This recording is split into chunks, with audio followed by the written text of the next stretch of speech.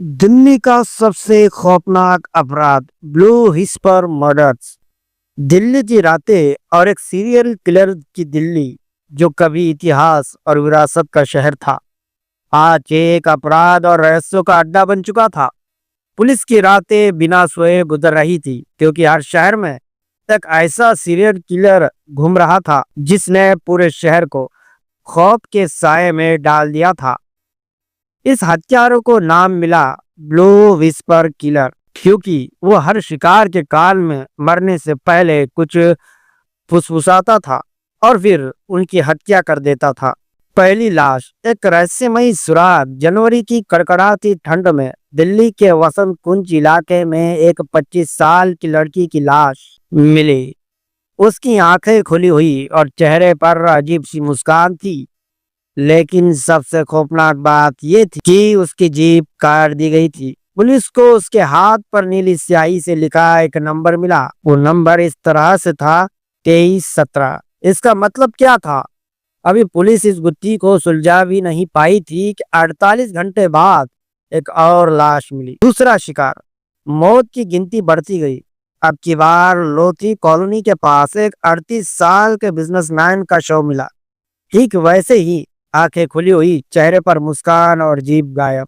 इस बार उसके हाथ पर लिखा था 4509।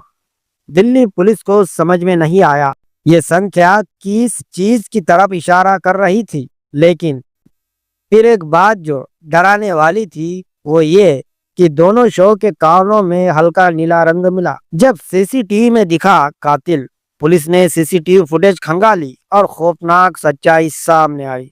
एक लंबा दुबला आदमी जिसके सिर पर नीली टोपी थी अपने शिकार के पीछे चलता दिखा।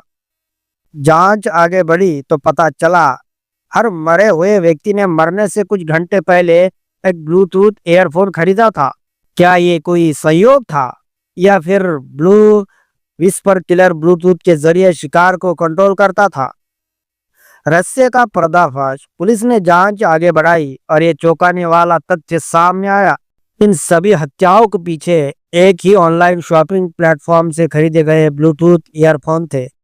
जब फॉरेंसिक लैब में इन ईयरफोन्स की जांच की गई तो उनमें एक अजीब सी रिकॉर्डिंग मिली। जब वो रिकॉर्डिंग चलाई गई तो उसमें धीमी फुसफुसाहट थी, तुम्हारा वक्त खत्म हो गया है, अब सोने का समय है। पुलिस ने तुरंत सभी ऐसे ब्लूटूथ ईयरफोन्स को ट्रैक किया और उनके खरीदारों को अलर्ट भेजा।